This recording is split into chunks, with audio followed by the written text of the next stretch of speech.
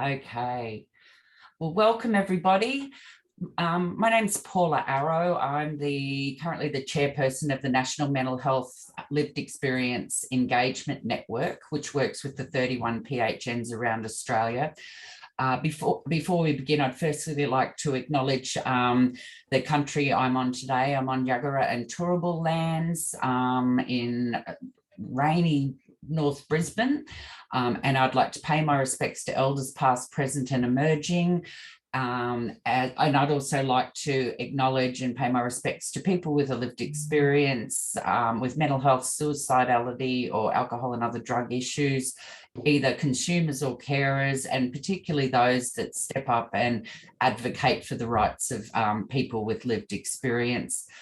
I'd also like to acknowledge and thank those of you that maybe are joining us today that don't have a lived experience but are allies for people with a lived experience and work within quite complicated systems to advocate to ensure that people with a lived experience have a voice and a seat at the table. Just very briefly, so I'm based at Brisbane North PHN, but these series of webinars are put on as a result of firstly, the launch of the National Lived Experience Workforce Guidelines that Dr Louise Byrne headed up and were launched last December. We've been waiting for these.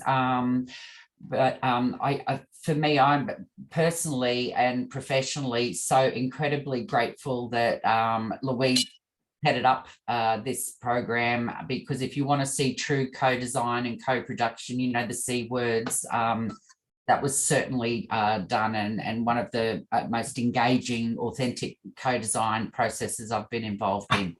I've had the good fortune of knowing Louise now since about 2016 and followed and participated in a series of progressive research that Lou has undertaken around the lived experience workforce, which has given us a wealth of evidence base and quality research to get us to where we are today, where there is a recognition, not only in Australia, but internationally, of the importance of the lived experience workforce. For those of you that have just joined, if you wouldn't mind just popping in the chat your name and where you're from, that just helps us for, you know, registrations and, you know, and sending out, you know, copies of the presentation and evaluation and those sorts of things. So just in terms of housekeeping, Lou will have time for, you know, during the session breaks for questions and answers or comments. So please feel free during the presentations to pop in any comments or questions. And there will be time left at the end just for some general discussion. So we both hope it's an interactive session and we all get our heads around this, you know, fabulous new set of guidelines, which really are going to set the foundation which we've dearly needed to, you know, promote and build the lived experience workforce. Okay, so I won't ramble on anymore. I'd like to hand over to the fabulous Dr. Louise Byrne to kick off. So over to you, Lou. Thanks, Paula. And it's been my absolute pleasure all these years, and I can't wait. I hope you don't retire anytime too soon, because I cannot imagine doing this work without you and working alongside of you. So hi, everyone. As you probably know, I'm a lived experience researcher with my own significant living experience, and my program of research focuses on lived experience workforce development.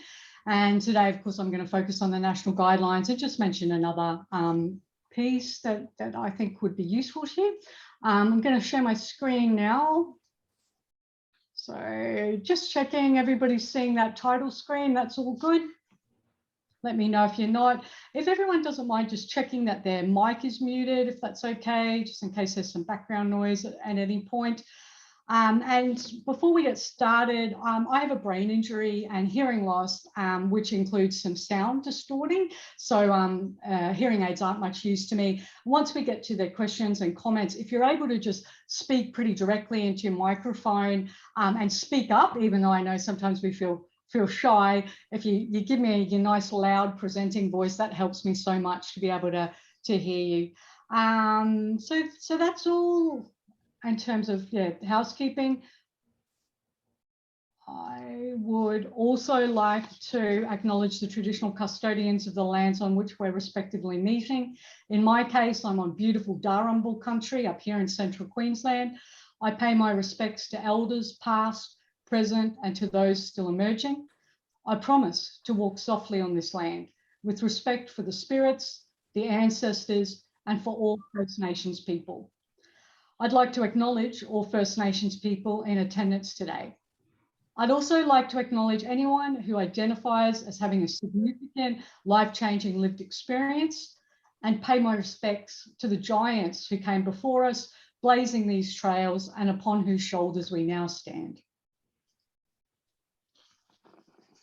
Language in this space, as you very well know, is evolving and will continue to change over time. We acknowledge that there are differences in the preferred terminology for lived experience informed roles in different settings, in different countries. Lived experience at times, including within the guidelines, is used as a blanket term to encompass both the personal or consumer and the family carer informed workforces. The other thing is, so that you don't have to listen to me the whole time, I'm just going to ask people to jump in and read some slides every now and again, if you're willing. So please, again, don't be shy. It really adds a lot to have you join in at those moments. So why we're here today, being aware of the key information in the national guidelines really is a critical next step for anyone working with or allied with lived experience, but also critical for anyone in senior leadership positions within organisations and departments across the sector, as well as for funders. The why this is so important to the whole sector should, I hope, become more obvious as the presentation continues, but essentially these policy documents provide critical understanding and the ability to advocate effectively on behalf of the lived experience workforces, which in turn is essential to progressing the national reform agenda. Would somebody mind jumping in and being the first cab off the rank and reading the screen out for me? I just need to, I don't mind doing it. My name's Trish Rove. A resource for change. Lived experience workers provide a resource for, somehow, I just have to, no, sorry. A resource for change. The personal and social change that provides the necessary foundation for individual recovery and the cultural and practice change that can move healthcare services towards recovery-oriented practice. Thanks very much, Trish. So pretty big, an important contribution. Now, given that the guidelines has been signed off at all levels of government and is a direct action of the 5th National Mental Health and Suicide Prevention Plan, the guidelines are the most important and authoritative policy document we've had to date. They also help to explain the importance of the work, as well as ensuring that it's meaningfully embedded across the sector.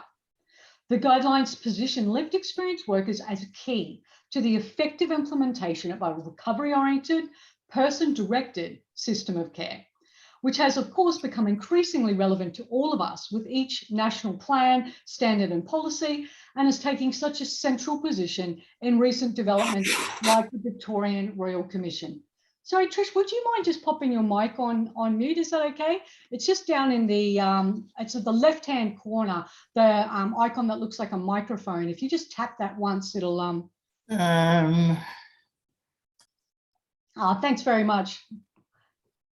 All good. Okay, so in the preface pages, the principles of the guidelines are explained as engaging all stakeholders in equal and respectful partnership for all aspects of workforce development to ensure lived experience workforce development is effective and meaningful.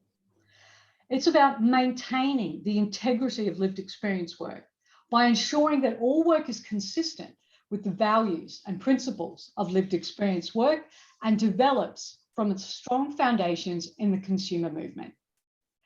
Creating the conditions for a thriving workforce is about developing flexible, recovery-oriented workplaces where lived experience workers are enabled to achieve in their professional roles with, and this is important, flow-on benefits for the whole workforce, service users, and their families. It's also about responding to diversity by engaging with diverse communities to ensure that all aspects of service delivery meet the needs of our diverse communities and employ lived experience workforce that reflects the diversity of service users, their families, and supporters. It's also about ensuring lived experience workers are not placed in positions where they are ever expected to support coercive or restrictive practice. And in fact, it's about working in collaboration with lived experience workers to progress the articulated national reform goal of moving towards elimination of coercive and restrictive practice. Finally, it's about supporting systemic change by identifying areas of lived experience workforce development for prioritisation in funding, policy, planning, and service commissioning. Now, in addition to the principles, we also have some key priorities which underpin the national guideline. These priorities are also a type of an assumption, really. They broadly encompass or point to the more specific priority actions that are then spelled out later in the planning section. So priority 1 establishes that the lived experience workforce is essential to the development of truly recovery-oriented care and needs to be acknowledged essential rather than seen as an optional add-on. To achieve this centrality, the support of employers and colleagues is needed. This support can be gained by increasing shared understanding of lived experience work and its unique contribution.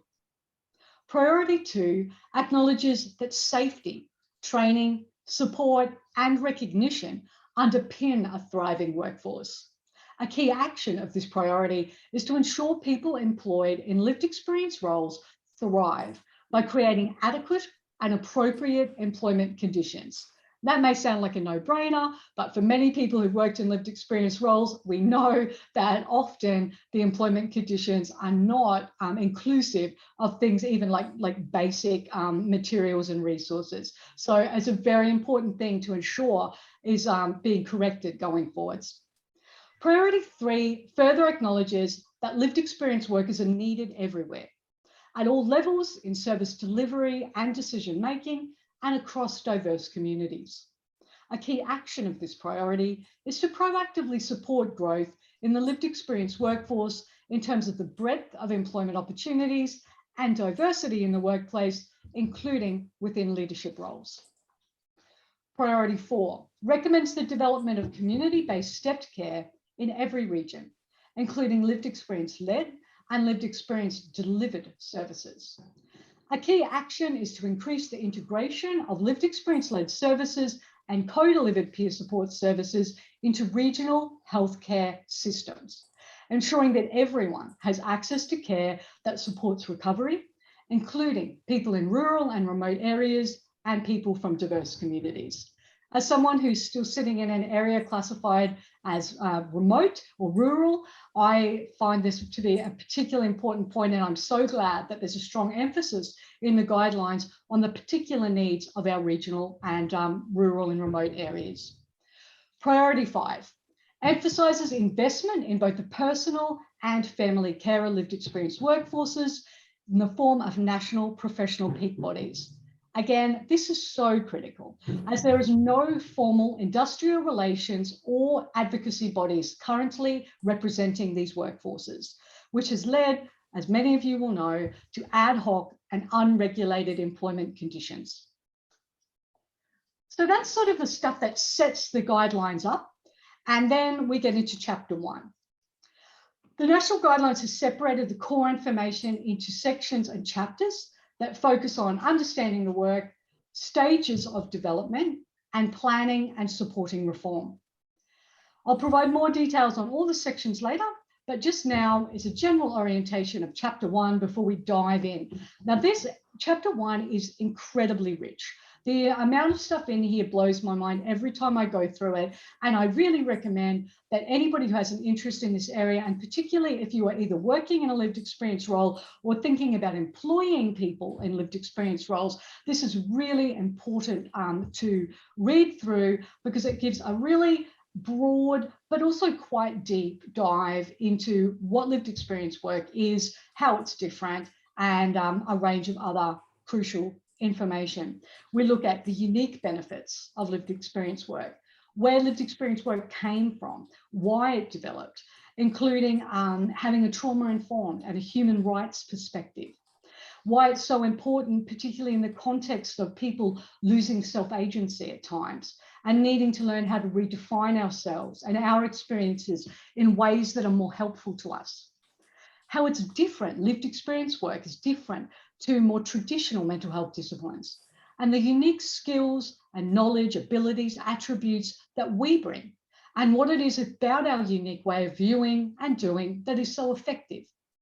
It's also about the values that underpin the work and the principles that guide us. So the first chapter, along with all those things I've just briefly mentioned and we'll dive into more in a moment, also includes an important new area of understanding that really hasn't been well represented in any previous publications or policies. Now, one of the things that the steering committee was clear on when we were given the brief to lead the writing and the research for the guidelines was that we needed to have a better understanding of both the similarities and the differences between the personal and the family care informed workforces.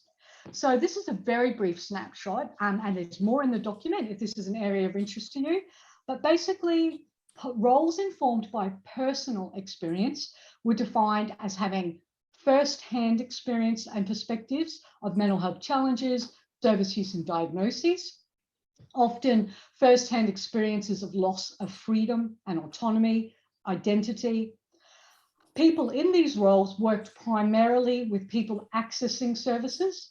They had a greater emphasis on personal autonomy and a greater focus on confidentiality, as well as a greater emphasis on the individual process of healing and recovery.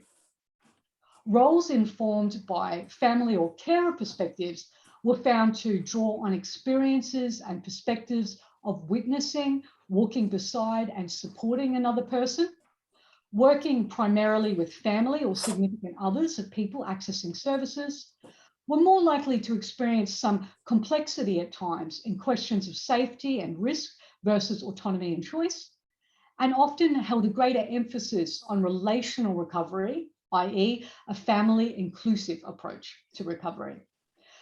As I said, there's more on there. There's also a little bit around the emergence of combined roles in some settings. As a spoiler alert, due to the identified differences, the guidelines at this point recommends that combined roles are not developed, and to be clear on whatever perspective particular roles are informed by, and especially to be very transparent about what the position that person, the knowledge base that person is informed by when they're interacting with people accessing services and their supporters. There's also quite a bit of detail in the first chapter on specializations and the role they play. And when I say a bit of detail, I mean just a couple of pages, because we're trying to keep everything snappy, but it's certainly enough to guide lived experience workforce development and to give people an understanding of both the challenges and the enablers. So while specializations are still relatively new, they're very valued as they acknowledge intersectionality and increase the relevance of support for people from diverse backgrounds, identifications, and experiences. As with all lived experience workforce development, the development of specialist roles and/or specialist services must be led by lived experience leaders and workers who have those specific experiences. identifications or backgrounds. Specialist roles and services must also be guided by the existing knowledge and values of the wider movement and defined by an experience of both mental health challenge or supporting someone with mental health challenge, as well as whatever the specialist area is. I would say this because we had heard that in some areas roles were being developed and only one of those things was being honoured. So people were being employed who had a specialist perspective, but were not themselves identifying as having a lived experience. And obviously, when you're talking about lived experience roles and specialising in lived experience roles, both sets of experiential knowledge are essential. I would also say at this point that it is strongly and frequently repeated throughout the document that lived experience leadership of everything we do, including research, everything to do with us, including research, training, education, professionalisation, etc., must be lived experience led. And that while effective co-production is very important and a frequent feature of lived experience work practice, as a still emerging discipline, we also need times to develop and define things ourselves without influence from other disciplines. Now, this is particularly important because other disciplines, every other discipline apart from lived experience, is more established, typically has greater presence in the workplace, as well as greater power, which can often lead to lived experience workers feeling pressured to agree and to align with those more dominant perspectives. And as I'm sure you understand, as you're forming your identity as a workforce and as a discipline, it's absolutely crucial that we have times when we can just speak in discrete spaces and just work with other lived experience folk. But in terms of the co-production, which is so very important, and allies, we recognise in the document how absolutely crucial the role of allies is. Allies, for anyone who may not know, help champion the lived experience workforce and are acknowledged as essential. The guidelines gives more specific actions for allies in different settings and job roles, including colleagues, people in management or governance roles, people in funding bodies, as well as policy makers. It also includes, and there's some on the screen right now, some broad actions that can assist across any role or setting in terms of good allyship. The first chapter also looks at the position requirements and the need for designated leadership positions for lived experience workers and defining what really creates meaningful co-production. In a nutshell, meaningful co-production includes the need to share power and make space for lived experience leadership and to ensure that all parties feel valued and have the skills and confidence to contribute fully. It also talks about co-production in the mental health sector between service providers and Aboriginal and Torres Strait Islander peoples and communities, and how important it is for service providers to be culturally competent. Diversity and inclusion, obviously, has already been mentioned a number of times. Within these sections of the document, there are multiple places that diversity and inclusion are specifically addressed with a range of strategies to ensure proactive attention is paid to creating a more diverse and inclusive lived experience workforce. Diverse perspectives informing the work were a key consideration from the outset, including on the steering committee and the project team itself, as well as participants of focus groups and interviews. Project team members represented a range of perspectives, including 2 First Nations advisors, people identifying as LGBTQIA+, as well as folk from culturally and linguistically diverse backgrounds. They're all involved in the research team from all stages of concept design through to final draft, as were people on the steering committee. At the beginning of the document, there's a dedication to all the forerunners who gave so much of themselves to allow us to do what we do in the lived experience space today. There's also an acknowledgement and commitment to First Nations peoples, perspectives and priorities. Throughout the document, there's an emphasis on understanding the intergenerational impacts of trauma, social determinants, and understanding that Aboriginal and Torres Strait Islander peoples have distinct cultures and often view mental health from a vastly different perspective to mainstream services, encompassing the cultural, spiritual, physical, emotional, and mental well-being of the individual, the family, and the community. We're still in chapter 1, if you can believe it. Really, this is just such a rich section of the document. The next part is explaining the unique features of the work. There's detail on the values and the principles that inform the work. And on the screen right now is just a snapshot of the values. Lived experience work, as you probably know, is values-based, with values acknowledged as the pillars that inform lived experience practice. Ultimately, lived experience work is distinguished not so much by what lived experience workers do, but how they do it. The how is guided by lived experience principles and values. There's information in the document on the values and principles, and obviously more than I will go into in this context.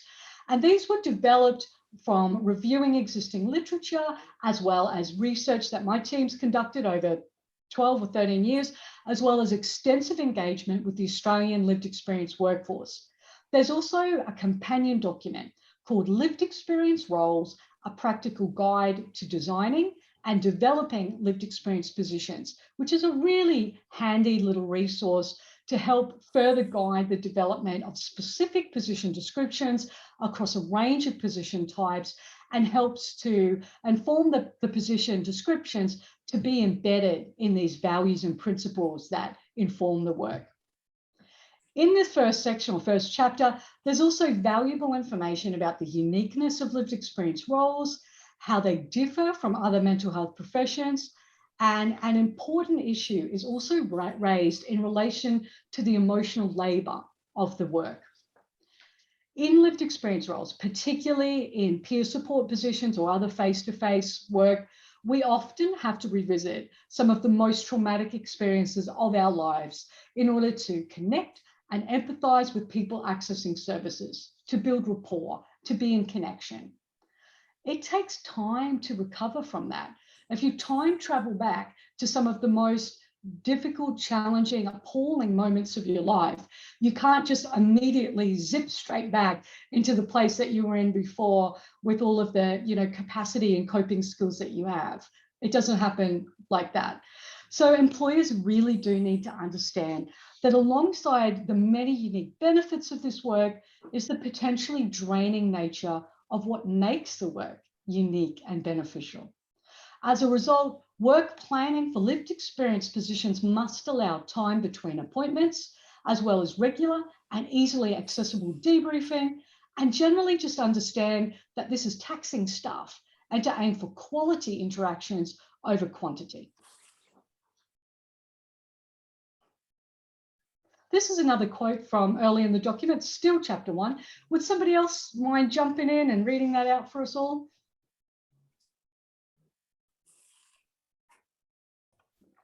I'm happy to you go ahead, Amy. Sorry. Regardless of the role and position, lived experience work focuses on how lived experience is collectively understood and applied to benefit others and used to contribute to system change. Importantly, organisational support enhances the efficacy of lived experience work, allowing this potential for contributing to system change and advocacy to be realised. Brilliant. Thank you, Amy. So repeatedly, the guidelines make clear that lived experience roles, regardless of position type or level of authority, are distinguished by a commitment to using lived experience to benefit others, to uphold human rights, and to achieve systems transformation. Lived experience workers are clearly identified as change agents, actively contributing to ongoing transformation of service design and delivery. It's also acknowledged that this may take on an added layer of responsibility and drive for change for lived experience workers in representative roles from diverse cultures and communities, including Aboriginal and Torres Strait Islander peoples, people from culturally and linguistically diverse backgrounds, and people from the LGBTQIA+ communities, to just name a few. I would say that there's also some information on the many manifold benefits of lived experience work to the organisation, to colleagues, to people accessing services, to family, friends, significant others, and to the broader community. I have not included that today because I'm assuming that everybody is here because they have some sense of the great benefits of the work. But if you do need that to refer to, that again is in chapter 1, the great lucky dip of, you know, wonderful information that is provided in there. I'm just going to pause. If there's any question or comments, there'll be numerous times when people can feel free to make comment or question, and now is one of them. So if you have anything, please share.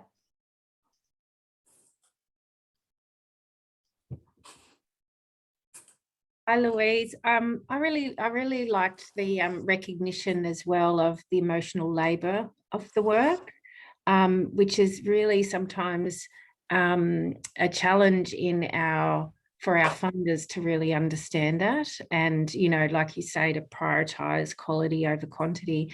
And I was wondering if there's more work and discussions being had with our funders around that, and particularly like in areas like suicide prevention and things like that. It's not about just getting, you know, huge numbers through the programs and stuff like that. It's actually about the quality of the work and the impact of the work that, you know, peer workers especially can have in this space.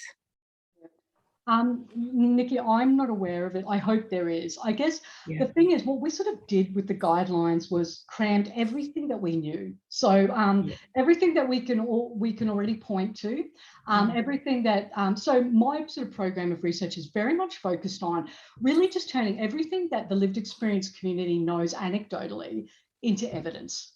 That's really, like, nothing I've done has provided anything that we as a collective community didn't already know, but it's put it into the scientific peer-reviewed, you know, journal articles and what have you, so that we can point to it and say, no, it's not just my opinion or, you know, our opinion as a group of people. It's actually evidence, and you need to listen to this evidence base. So what we're hoping is that folks like yourself becoming more aware of exactly what's in the guidelines will then take up whatever area it is that you particularly know is of need, and then champion that.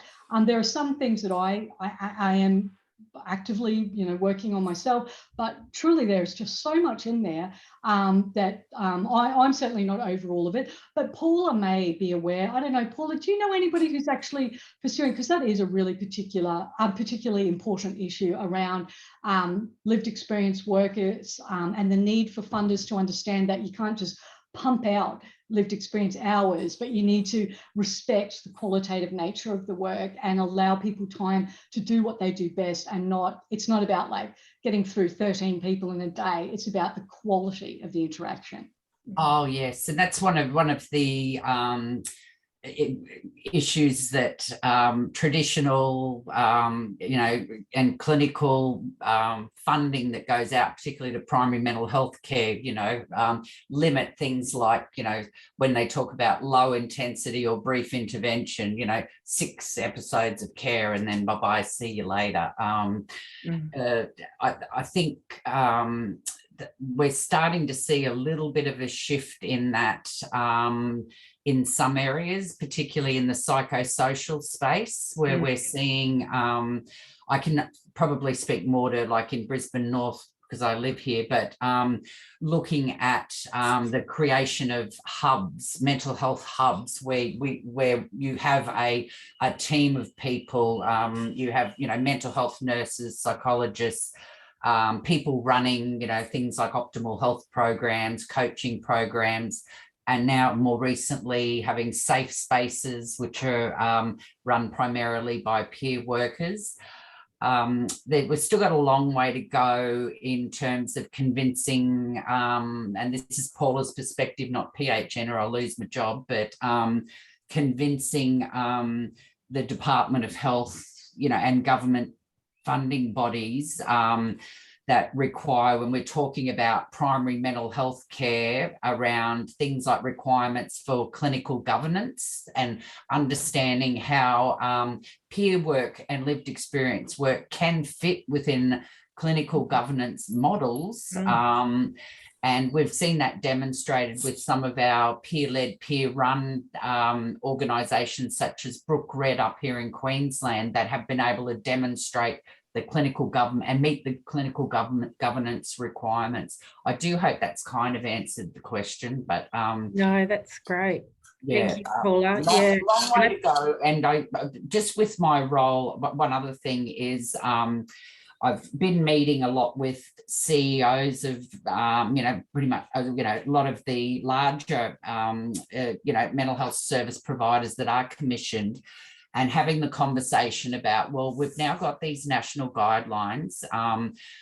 We've had the issue of, prior to NDIS coming in, the old partners, for those of you that were around in the Partners in Recovery Day, we saw a lot of collaboration and working together and share, things like that going on. NDIS came and then boom, intellectual property and people kind of shut down, and we now need to go back to those conversations around saying, as service providers, you can be allies. And you need to be having these conversations with funding providers and negotiating the need for peer workers and that flexibility, within the tender and contracts around, that flexibility and, what the guidelines are recommending. So, we can always blame the funders, but we can also, service providers can also be quite active allies in that negotiation. We've had some wins. So Brook Red's one example. Nemai National, I know, have successfully negotiated a few of their low intensity programs to have that flexibility around it. So it's, I hope that's answered the question. No, it does. Thank you. And I think it also I'm thinking of some of the other work we're doing as well. Sorry, Louise, but just the outcome measures and sort of, kind of closing that loop as well to show that quality of the work. And, the research, we're doing some partnership research with universities in our peer work-based programs and peer-led programs. So no, thank you. Yeah, and I mean, at the moment with PHN funding, I mean, it's, if you look, Helen Glover's example around clinical recovery and personal recovery, K10 scores, boom, that's the outcome. Personal recovery is a very different story, and so the other thing that's happening at the moment is hospitals and health services, or LHDs in southern states, they've had the Your Experience of Service survey, the YES survey that's been rolled out. There's recently been one now that's been adapted primary mental health services, so a shorter version, but they've built into the working groups actually built in, were you offered access to a peer worker, which is a win. But again, we say, in the conversations, in that development, yes, okay, cool, we've got to standardize, client satisfaction survey, but that's not enough. We need that narrative. We need lived experience led research. Thank you both. I think the point that Paula is making, and I do want to emphasize this because I think it's the whole point of these sessions, is that it's in the guidelines now. The guidelines are authoritative. They were signed off by all levels of government. It has clout. So it's in there. You can use it. I can use it. Everyone can use it. So yes, I hope that there will be people doing more detailed, specific work into all of the areas that are raised. But anybody who can get access to the guidelines can also use the points in there to advocate for change in their own organisation or their own district. So Lara, you've got your hand up. G'day. Sorry, I had to unmute myself. Hello, thanks, Louise and Paula. Just sort of picking up a little bit on the last question, just in terms of advocacy and around the funding issue and telling the story and making sure that processes can occur as well as best as possible. We've run into a couple of processes that have been called co-design, but probably look a bit more like consultation and probably light touch at that. What's the difference or similarity between co-design? I've done co-design training, and many of us have at annual community health, familiar with that. What's the difference or not with or similarity with co-production? Is there a difference? Is there something else we need to be doing in that space? Yeah, great question, Lara. I can I'll refer you to a couple of brilliant resources. Indigo Daya, and I'll see if I can find the links and pop them in the chat. Indigo Daya has done this fabulous ladder of participation, which differentiates between co-design and co-production. And Kath Roper also has done a brilliant co-production resource. With, I'll give you a living example of co-design versus co-production. So co-design, it starts off with, and when we were developing our regional plan in Brisbane North, we were told by the department we have to develop a regional plan. So the co-design process, it started with our local PHNs network. We had the executives come along, explain what the department required, had a conversation with us about what that regional plan should look like. We said, quite loudly, we do not want to just see motherhood statements in that regional plan like we see in all of these other documents gathering dust. So the executive, and this is PHN and Hospital and Health Service executive, said, okay, then you write the first chapter about people with a lived experience leading change, and you write it, and then we were then also brought in the PHNs network as a part of the governance structure to oversee the many chapters. So we had representation on partnership groups, in suicide prevention, alcohol and other drugs. And then there was a strategic coordination group, with the execs, and we had lived experience representation. That's like a co-design. So we were involved from beginning, we had people with lived experience on the tender assessment panels, et cetera, but the difference is the department said, thou shalt do a regional plan. This is how thou shalt do it. And then, luckily our PHN committed to, as much as they could and as much as we understood about co-design. More recently, we're getting to understand, what co-design means to the Department of Health compared to, say, PHNs, compared to, say, community mental health organisations, compared to, say, people in the community. I'm an ex-community development officer, and co-production to me is, well, an example that I'll use that's happening at the moment. So I had a conversation with Kerry Hawkins, who's one of the commissioners at the National Mental Health Commission, also on the National Mental Health Consumer Care Forum. I said, Kerry, we've got a problem with MHLEEN. We need to, we don't know what to do, but we want to do something strategic that's going to make a difference, so we can get, lived experience embedded in commissioning and build the lived experience workforce. So the conversation was then around what have we done? What are we doing? What are we thinking? The forum, Kerry was talking about what's the forum looking at, what are they thinking? And through a series of conversations, we came to kind of an agreement on 3 key themes and an overarching one. We needed leadership.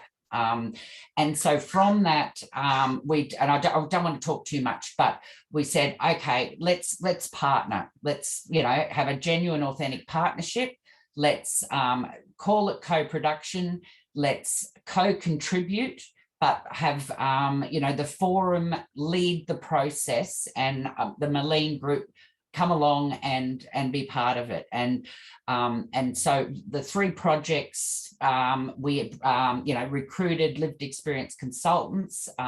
All the funding was 50-50, but ultimately the responsibility of the forum, the contract the forum ran. So that co-production was literally saying, we want to do something, here's the money, we want to be a part of it, but we want you to take us on that journey.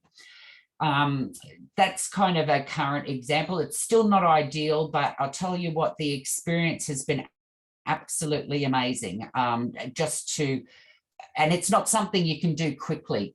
And I think the other point I'd like to make about the co-design stuff is, I think too, the mistake that's made is people, bureaucracies and that, put co-design, as what they're going to do, but they haven't done that work beforehand to look at, do we have time to genuinely do it right, and it requires time. Do we have the resources? Do we have the executive level commitment?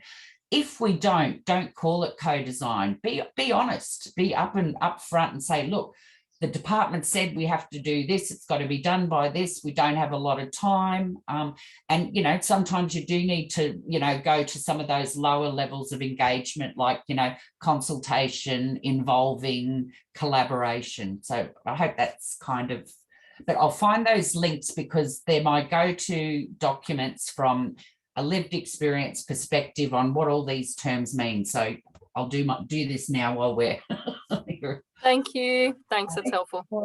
I would add to Lara, so I've just stopped sharing the presentation. I'm sharing actually a page from the national guidelines now, which is the page on co-production. And as you can probably see, I'll zero in it a bit. It gives, we used the diagram from the Kath Roper, Flick Gray, Emma Kajigan document that Paula was referring to. And it makes it pretty easy to understand because it's about co-planning, co-design, co-evaluation, co-delivery. For me, I always think it's about from concept development all the way through to the final evaluation. And that's how I always think about it.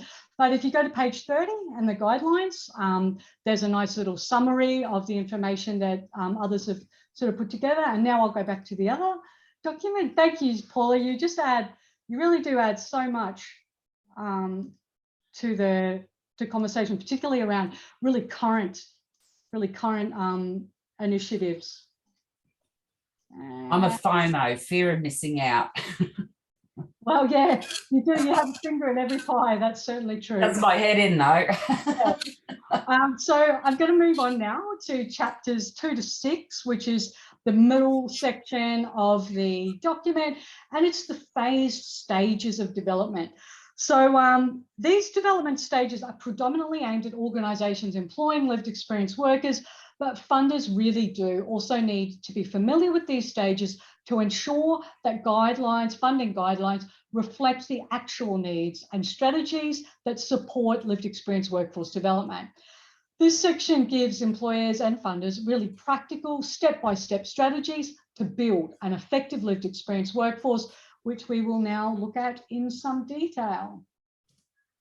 One of the briefs that we were given as a team at the outset was that they didn't want any organisation or sector or setting to be intimidated by just a set of best practice guidelines, because there are some areas where lived experience workforce development is still essentially the glint in the mailman's eye, you know, all the way through to very advanced lived experience workforce.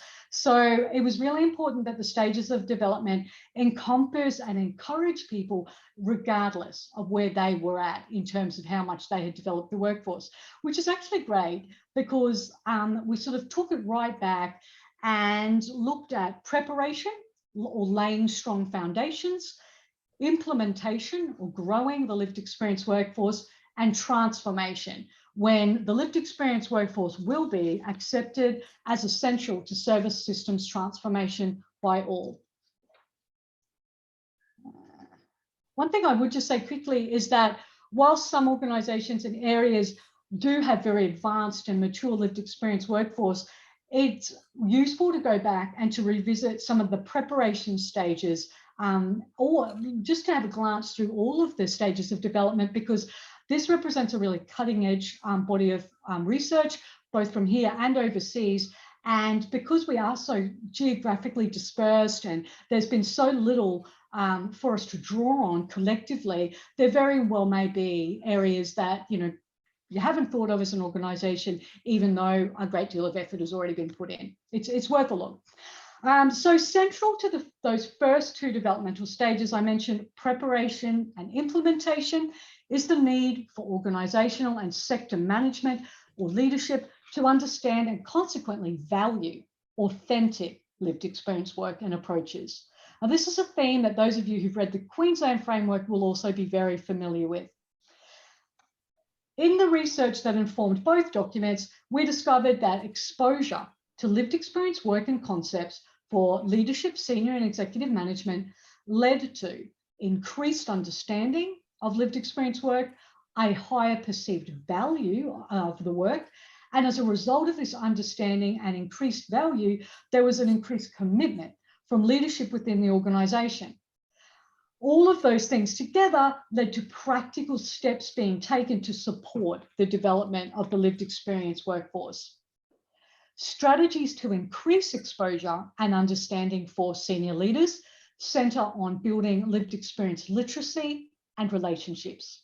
This includes building relationships with lived experience leaders, lived experience-led organizations, lived experience-led services, peak bodies, and networks. It's also about referring to lived experience sources of information, including lived experience-led research and other industry documents. Now, while the senior leadership was really critical and getting that senior leadership understanding and buy-in is core, it is also essential for the whole of workforce to have understanding and commitment. So the other thing that is recommended very strongly is to build broader support for the lived experience workforce. And this is fostered when the value that the senior leaders have gained is widely communicated to every level of the sector or the individual organization. And for that communication to be ongoing. So it's not like a one-off broadcast or a one-off training session, but lived experience becomes something that the senior leaders talk about often and with great enthusiasm. When lived experience workers engage within the sector and with other health professionals, they need, like all of us, to experience equity and acceptance. Whole of workforce understanding and commitment is essential to build acceptance and effective collaboration between designated lived experience and non-designated colleagues, folks in other mental health professions, as well as professional staff, as well as senior leadership. Without building that understanding, commitment, and collaboration, the potential benefits of lived experience work are restricted and acceptance, equity for the roles is compromised.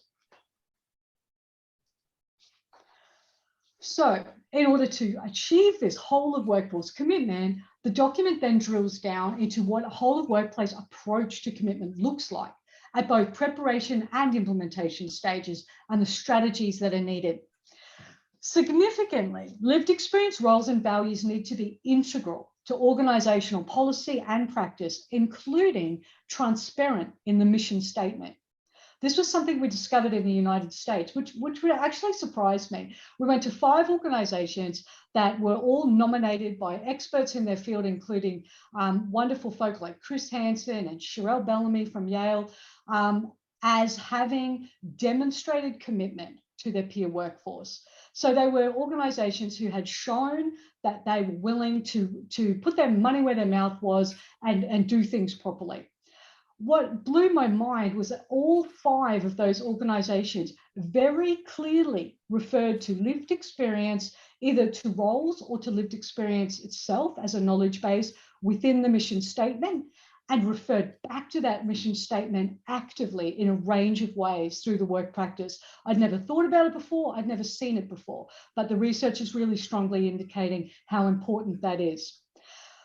There's also a distinction drawn within the guidelines between including lived experience roles or integrating lived experience roles, which typically equates to lived experience being expected to fit into the existing culture, and what we're aiming for here, which is embedding lived experience roles, synthesizing and allowing lived experience work to be authentic with philosophical and financial investment from the organization and support and championing from allies across the whole organization at every level.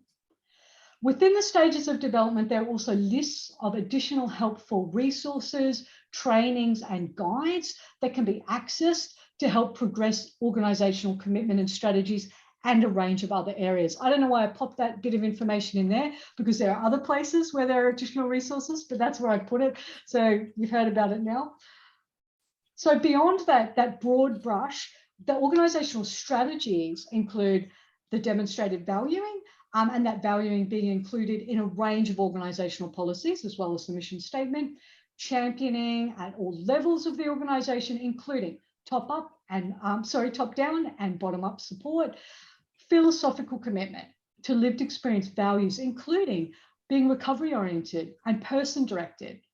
Financial investment, including adequate numbers of designated lived experience staff, so lived experience roles aren't drowning in a sea of other perspectives.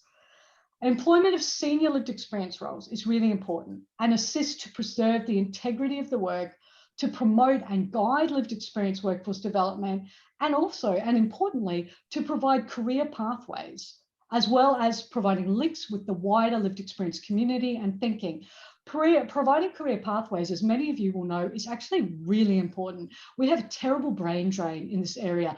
Talented peer workers and other lived experience workers leaving because their organisation only employs people at basically entry-level positions or close to, without the ability to progress and have career mobility. So we're losing a lot of great people who have going sideways into other mental health professions or leaving the sector altogether. It's a damn shame, particularly when it's so hard for people to get training and to get expertise in these roles, to then lose them because we have a lack of opportunities to keep them is a real shame. Role clarity needs to be addressed in a range of ways, and having that, those people in designated lived experience roles at a range of, points across the hierarchy of the organisation is a really important way to help address role clarity and to preserve the integrity of the work. They also ensures that adequate lived experience-led supervision is provided and helps to create effective lived experience informed recruitment strategies when working in conjunction with the Human Resource Department. It's also really important as a strategy to provide role-specific training or access to role-specific training for lived experience workers and to design meaningful position descriptions. Again, that document that I referred to earlier that's in the suite can really help with making sure that the position descriptions are meaningful. So that's the role positions. But if you go onto the guidelines webpage, you'll find it as one of the 3 documents in that suite. The other really important issue as strategy is that professional development for lived experience staff includes budgeting for appropriate training, access to networks, and supervision, just like every other employee. Workplace culture needs to be addressed as ongoing. This includes both the workplace preparation, including training for all staff on the value and the uniqueness of lived experience perspective, and for this training to occur from orientation on. It's also about ensuring opportunities to develop mutual understanding and respect between the role types. That is both lived experience and people in other role types. It's also about making sure that human resources understands and is on board and is working on lived experience informed policies and processes. In terms of workplace culture being ongoing, I will just add another thing that we learned in the research process. We went to visit an organisation who will not be named in another country, who have a great international reputation for peer work employment. What we actually found was that they had addressed peer employment 10 years ago, and in the interim, attitudes from other staff had really devolved. And so that the culture by the time we went there was appalling. The peer workers felt really undervalued, they felt unheard. And the lesson that we learned, not just from that organisation, but that was really underlined by that organisation, is that workplace culture resets itself. Attitudes reset themselves, and particularly as new people come in, you don't have a stagnant staff pool, so new people are coming in all the time. So it's absolutely critical that workplace culture is being addressed in an ongoing way. That attention to workplace culture is not only about increasing the understanding and value of lived experience, but also should include cultural capacity building to increase the perceived value of diversity. Additionally, in terms of strategies, it's important that people accessing services, their family and significant others, are being told about lived experience workers and given pathways to access it. Again, this might sound like a silly one or a no-brainer, but I've heard too many stories of places where there are brilliant lived experience workers available, but it's not part of people's entry to the service to hear anything about it. So they can float along for a very long time and maybe never bump into the fact that there are lived experience workers available. It absolutely needs to be advertised from the first point of contact. Additionally, specific and additional training needs are also identified for the whole of workplace, including lived experience workers in involuntary settings and in rural and regional areas where there are specific needs and challenges. I would also mention, and I know this is a really long slide, but there's a lot of mention of professionalisation in the document.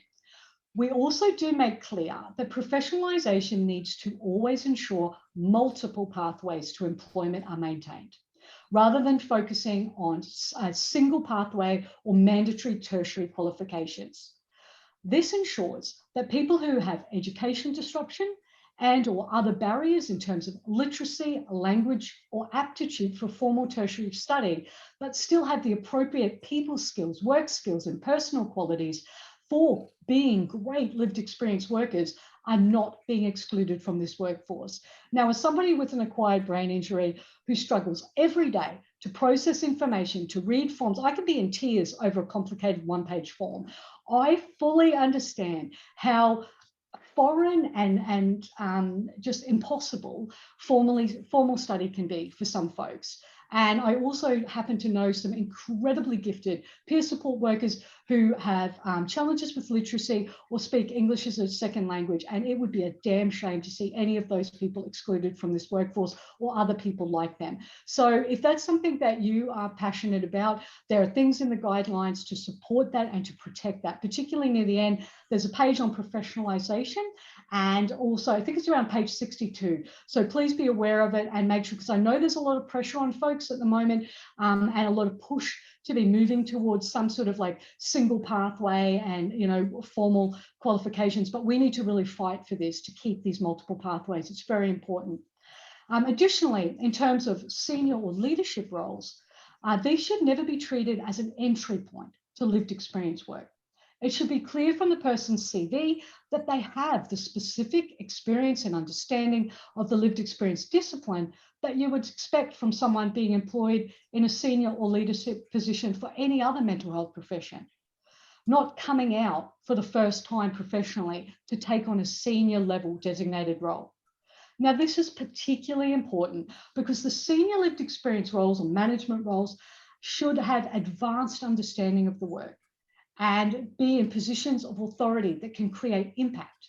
These roles are key to help guide effective lived experience workforce development, and they help provide role clarity, as I mentioned earlier, for other lived experience workers and to protect the authenticity of the work. They're also essential in communicating the uniqueness of the work to others in non-designated roles. If people in these senior roles don't have prior employment in lived experience roles and or the ability to demonstrate advanced knowledge of the discipline via other channels, the depth of their understanding of the workforce challenges and needs and their ability to provide guidance on authenticity and role clarity is greatly diminished, and with impacts for the lived experience employers and restrictions on the benefits that can be gained by the organisation. Again, everything I'm talking about is in the guidelines. So if you dive in there, and many of you will know that that is yet another issue, there's stuff in there you can refer to be advocating. Now's a good time to stop for a while. Do we have any questions or comments?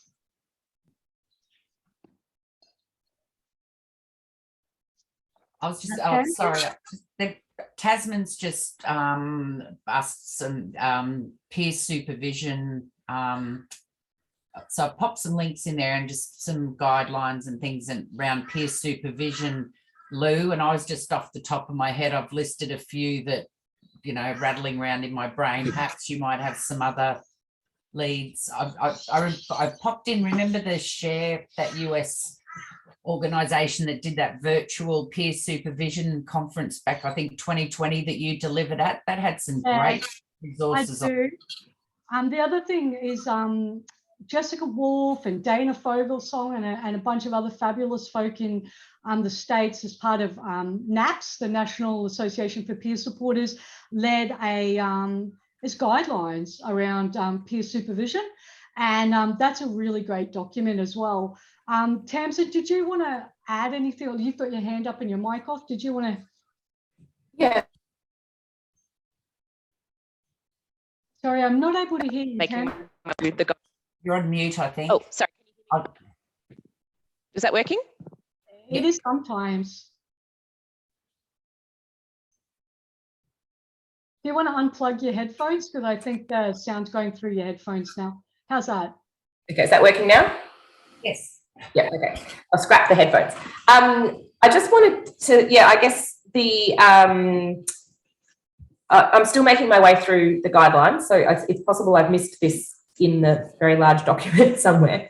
But it would be wonderful to have just a sort of a simplified, I suppose, guideline around supervision, and in particular around, the recommendations about, and I guess the different roles of including, for example, our peer support workers receive supervision from the senior clinician in the team. And I think there's a real strength and benefit in that, in the fact that all the staff receive that clinical supervision. So I think it's important that the peer support workers have the opportunity that all the other staff have to have that team-based supervision, but also the importance of having lived experience specific supervision. And so it would be great to sort of, I guess, have some guidelines for organisations around, when it's important to have discipline-specific supervision and when it's important to have,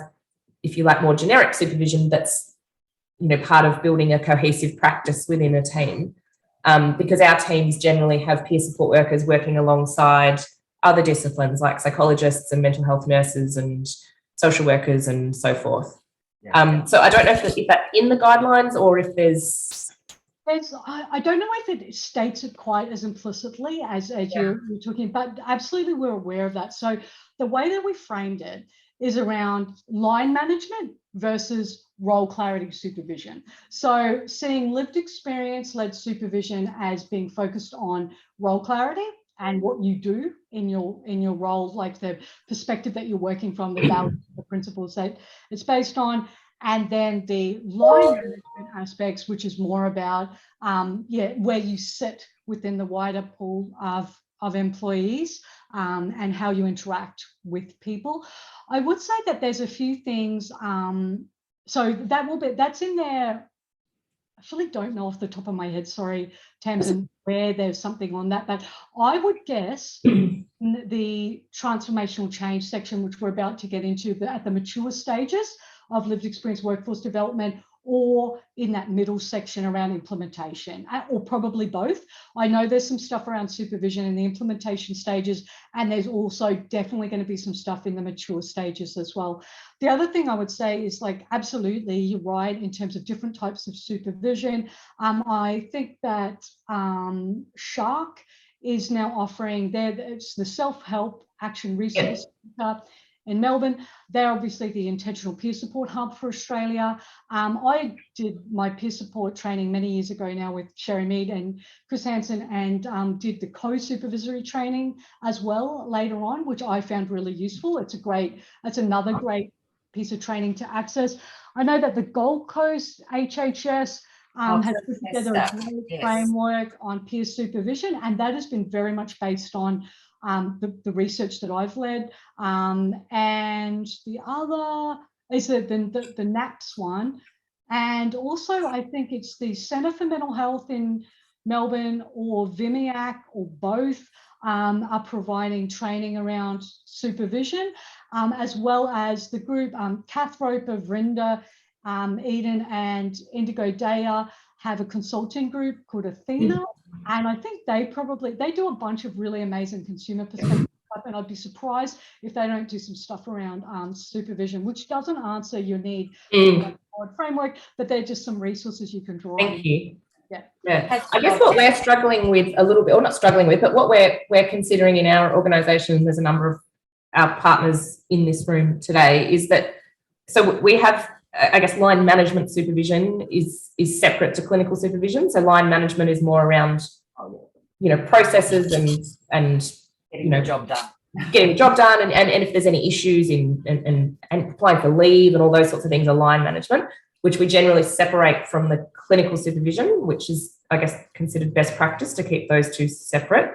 I guess my question is just, whether it's whether it's, whether the best practice would be to have clinical supervision from within the team, from say your senior clinician, which probably wouldn't be from a lived experience specific angle, as well as separate lived experience discipline specific supervision, or is that the best practice, I guess? And that's what we're sort of thinking at the moment, but finding it hard to find some good recommendations around that.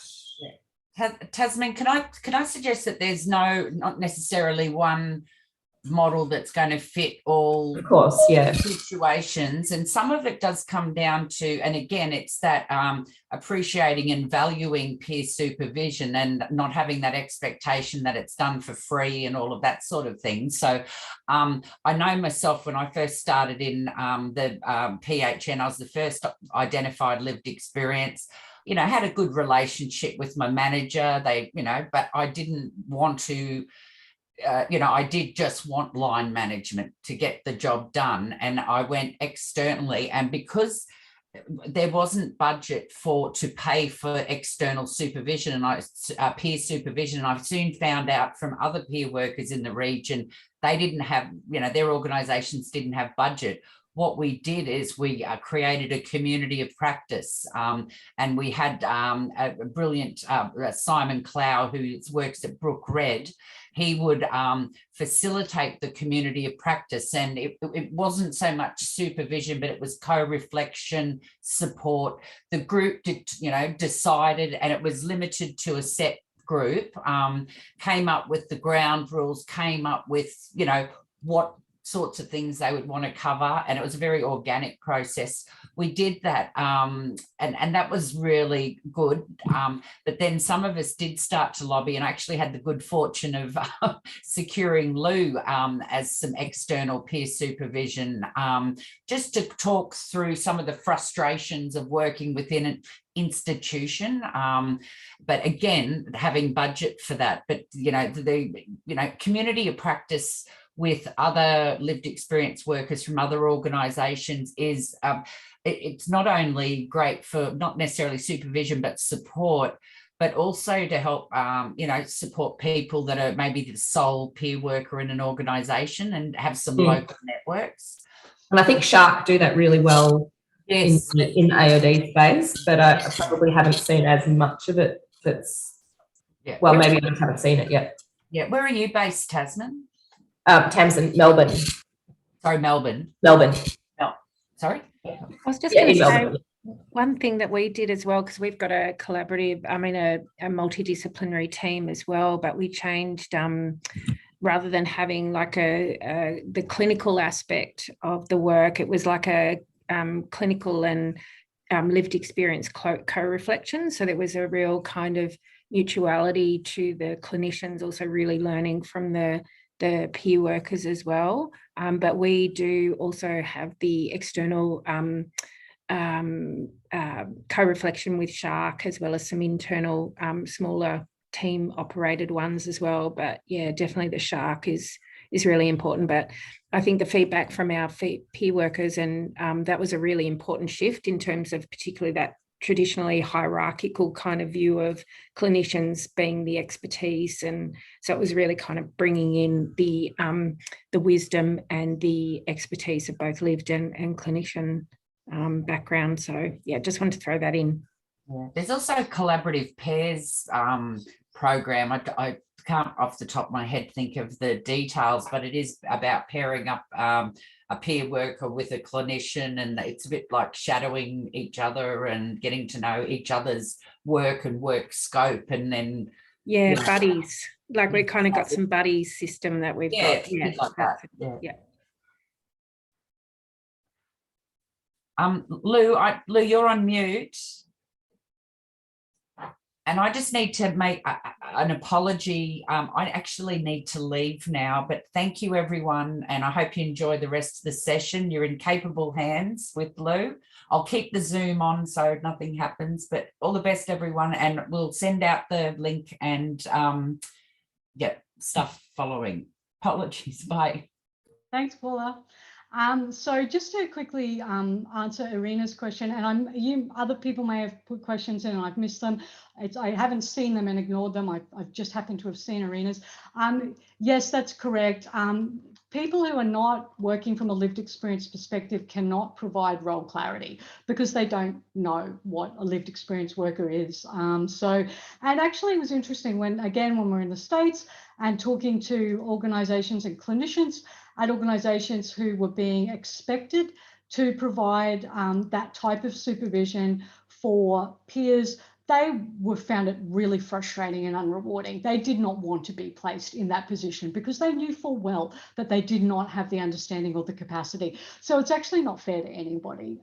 So where there is not the capacity to employ someone in a more senior lived experience role in order to provide that peer supervision, lived experience-led supervision in-house, it does need to be accessed externally. And there are plenty of ways you can do that. There's also a list, I think, the Centre for Mental Health in Victoria definitely has a list of available external supervisors. So there are resources around. Kate, thank you so much for adding those resources. That's wonderful. I'm sure everyone will benefit from that. I've added one link, it's the wrong one. So it's that's about a different peer supervision resource. But if you look at INAP's peer supervision guidelines, you'll find it. Or if I remember when someone else is talking later, I'll grab it. Kate, did you still want to talk? Yeah, I think your hand's gone. So unless somebody wants to say something else, we've still got a bit to get Sorry, through. I took it down. I didn't know if we had time or not.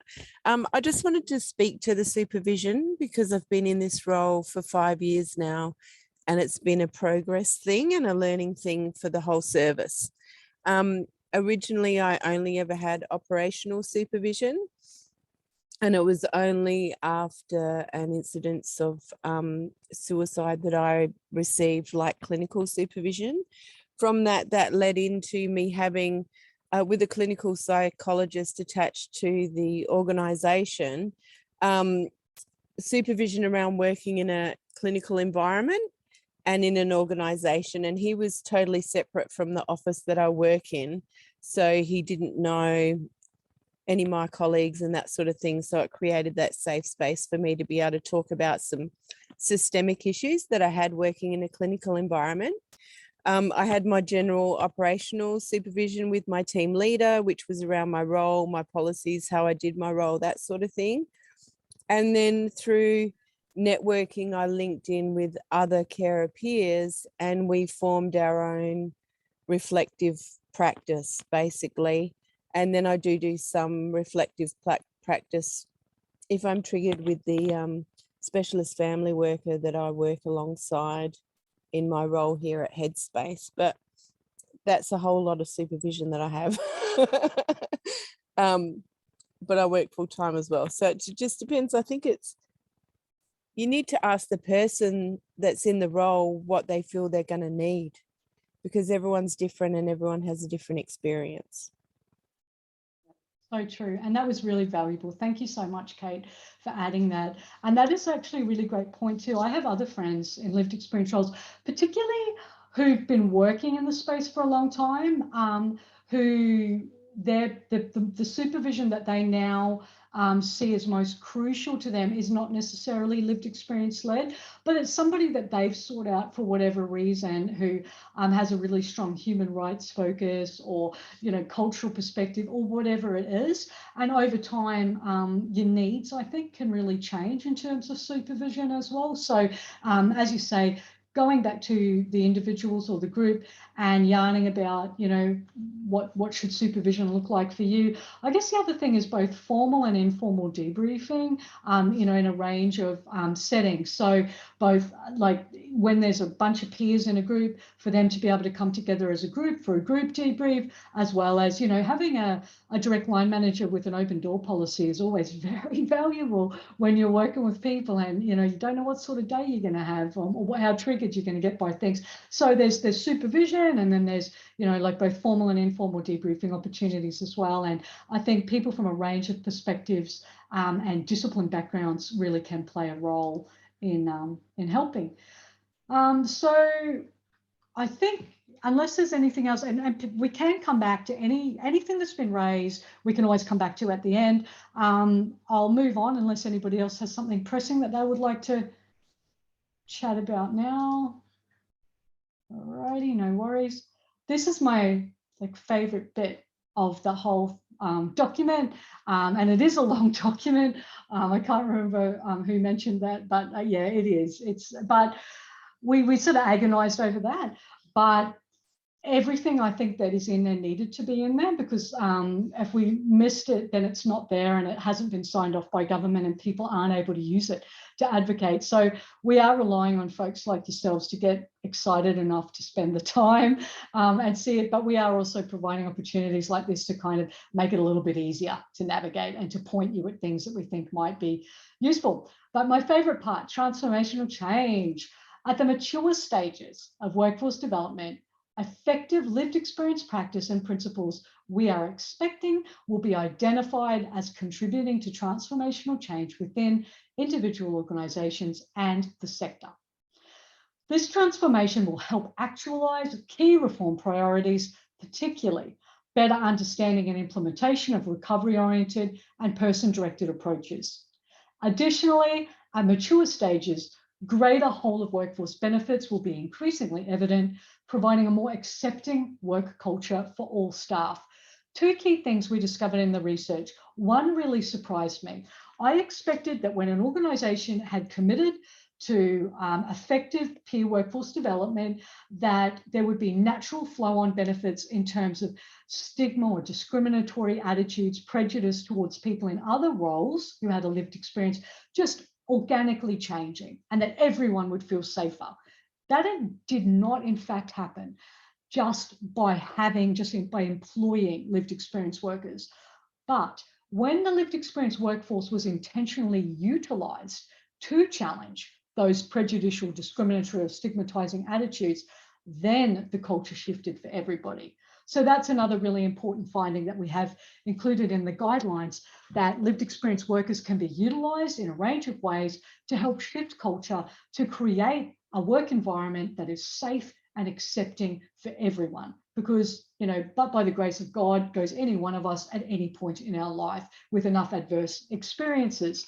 The other really, I think, exciting thing that we discovered was that and this did happen organically, that when lived experience workers were employed, because the organisation needed to look at flexibility for the lived experience workforce, there was a natural flow on in terms of flexibility for all staff starting to be explored better and offered to people. So we really wanted to highlight those things. I mean, that's just the beginning, we think, in terms of how positive workplace culture can become as a result of valuing and understanding lived experience, but they are really important parts of what we see happening at mature stages of workforce development. At the stage of lived experience workforce development, the workforce should be successfully understood, accepted and embedded across all levels of the sector and individual organisations. This mature stages section does include some areas for continued development and some indicators that help demonstrate lived experience workforce development is well established and sustainable. So it's a little bit of a benchmarking exercise in some ways as well. Finally, the shortest section, chapters 7 and 8, planning and supporting mental health reform. Essentially, this is the key recommendations of the work. We weren't allowed to call them recommendations, but this is what it is. And this is how we hope the document will push lived experience workforce development forward in more supported and sustainable ways, with an emphasis, as always, on maintaining the integrity of the work. I really encourage everyone to take a look at the planning and supporting mental health reform section. It's only 6 pages long, and it includes most of the big ticket items for our workforce moving forward. On the screen is a quote from that section. Somebody mind jumping in and reading that one out? It's the last time you have to read, so.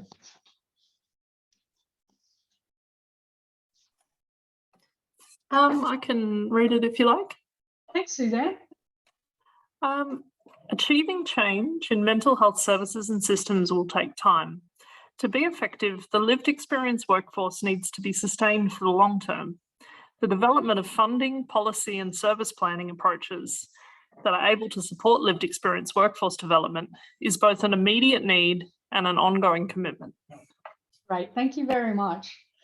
One of the things that we just make so clear in this section is that we need a systemic approach. Enough of these ad hoc little bits of commitment here, there, and everywhere.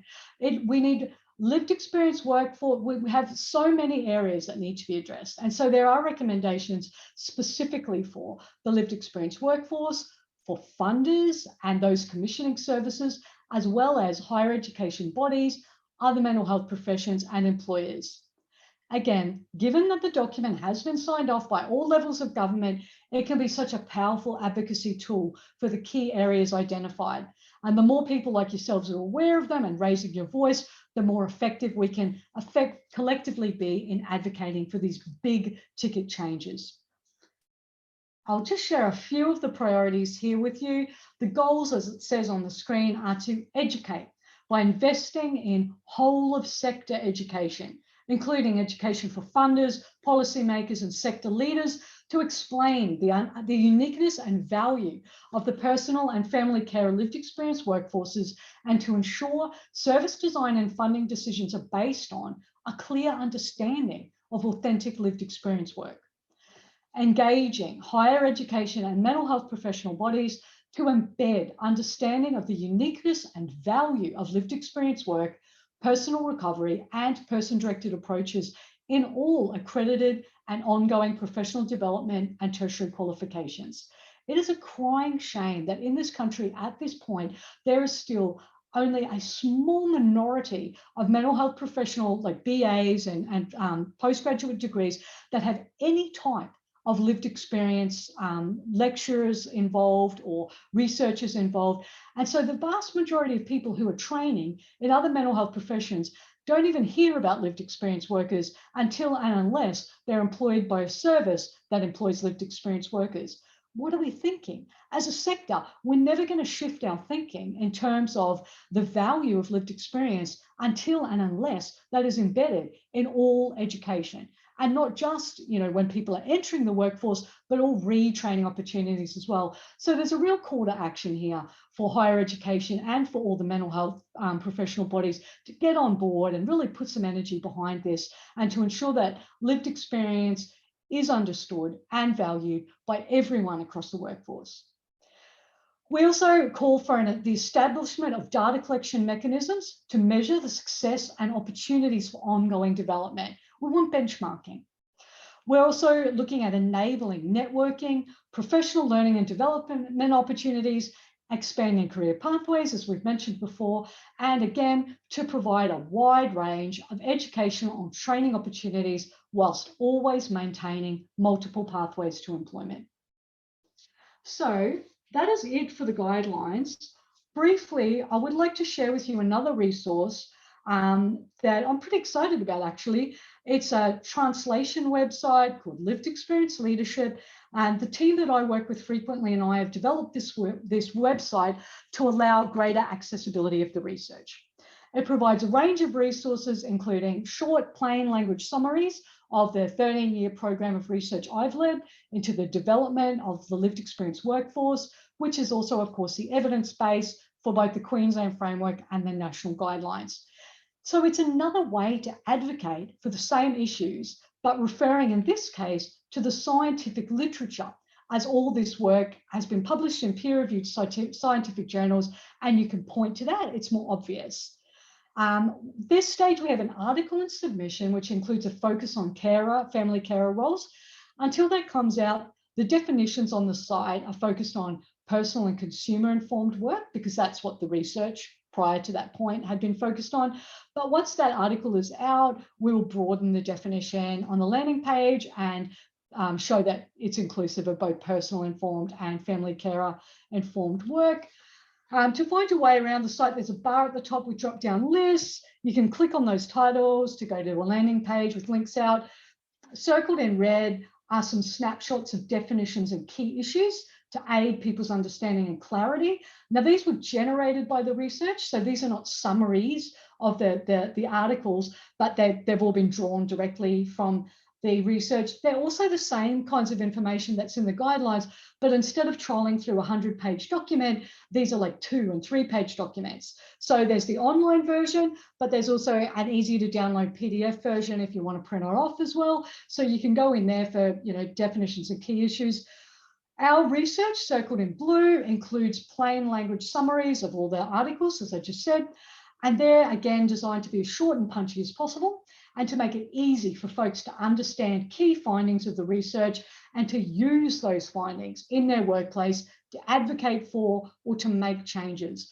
What we see happening with these resources is people being able to print them off or just send the, you know, the short piece and sit around, you know, during a staff meeting, spend 5 minutes, 10 minutes talking about whatever the key issue is, and whatever your conversation is, whatever your key issue is that you're facing at that time, it's backed up with evidence. And you can say, people can read it very quickly and easily, and you again can draw on something that's not anecdotal, but has that weight of scientific evidence behind it. In green, you can see there's links to audio and video resources, including my TEDx, which is on lived experience work, as well as other bits and pieces relevant to the work. We've included these because not everyone's into reading, and there are different ways of communicating ideas. We have been providing a small selection of featured key pieces of work by others, both nationally and internationally, but I think we're going to get rid of that because we're just sort of doing this in our spare time. So we don't really have the time to maintain that in a meaningful way. So don't worry about that one too much. Just quickly on the screen is a snippet of one of our research summaries. They're at the top of the pages. So the idea is that we're trying to package it all up. So if all you want to do is spend 30 seconds reading the key take-home messages, then you can do that. If that's what your senior manager or your executive governance group wants to do, they can do that. And it can be shared very quickly. In the future, we'll also be adding some short video summaries and looking into other features to make it easier for folks with vision, language, or literacy challenges. It'll continue to grow. We still don't have all our articles up there yet or summarized. And of course, whatever we publish next. So I think the next piece that is up there or will be up there very shortly came out in the International Journal of Human Resource Management, which we're very excited about because it was our first publication in a mainstream HRM journal. And we really are trying to focus on getting HR on board. And it's actually about how employing designated lived experience roles can help to develop more inclusive and healthy workplace culture. So that's a pretty exciting one. One of the big reasons we've done that webpage is that many of you will know the vast majority of scientifically peer-reviewed research is locked up behind paywalls, and you have to pay lots of money to access it. And unless you work for or are a student at a university, it's virtually impossible for people to stay on top of the contemporary research, which to me is just appalling. And particularly in an area like ours, where the evidence is so desperately needed, it needs to be there for people to grab and to do things with it. So that's the point of the website. Of course, it's all free to download and share. If for some reason you do need to or want to refer to the full-length article, if you have some sort of institutional email address, so you are affiliated with the university or your family member or your work colleague is, you can join ResearchGate for free. And it's kind of like a social networking space. I promote it all the time because you can go on there and download the full scientific articles for free, where copyright doesn't allow them to just be like press a button and download them. There'll be a button that says something like request copy or request publication, and the author can most of the time then share it with you via the server just in a private message. So it again, if you have the ability to access it by having a university email or access to somebody else's university email, it's another really great way of staying on top of the evidence base, which is very important for us. We need to be ahead of these things and have advocacy tools at our fingertips. Finally, thank you. I hope this provides you with some additional tools to go forth and contribute to transformational change in our dynamic and our ever-evolving sector. I really do appreciate your time today and your input. If there are any other questions or comments, please feel free, and thank you for all of your strong participation.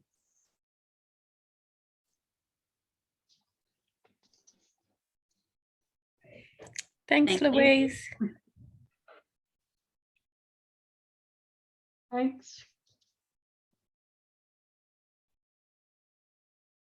If anybody doesn't have comment, I mean, feel free to. I'm not trying to talk over you. You're absolutely welcome.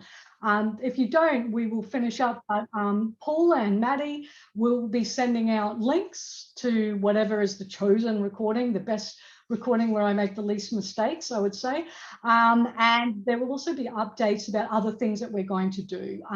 For myself, I just want to put together like a 2-pager just to tell people what's in the guidelines, because the Commission did decide to go with a different way of just like the final design, and they don't have the like a contents page, which I think it's really good to have some just like plain navigation. So I'm going to develop just a plain navigation tool which just tells people where the different sections are and what page it's on, and I will be asking Paula to circulate that, and I hope that you don't mind spreading it out and just sharing it with others. Trish. Yes, can we actually access the guidelines themselves? Yes, they're on the National Commission webpage. I'll just quickly grab that. They've been out for a little while now. They came out. Yeah, I'm just new to this, so. No, that's no worries at all. I'm grabbing the URL. If anybody else, or if you had something else you wanted to say, Trish, just while my internet's been very, very slow. So I'm just grabbing that web address now so I can pop it in the chat. Yep, so that'll take you to the main page. And then if you scroll down to the bottom, you can see that there, and you do have to go to the bottom, there are 4 documents. There's the guidelines themselves, there's the roadmap, there's the roles document that I talked about a bit before, and there's a summary, but it's not actually the summary that we gave them. It's not a summary of the guidelines. They've gone for a summary of the consultations, which also has value because it does explain the deep sort of co-production that occurred as part of the process. So will that, when we get the feedback from today, will those websites be included?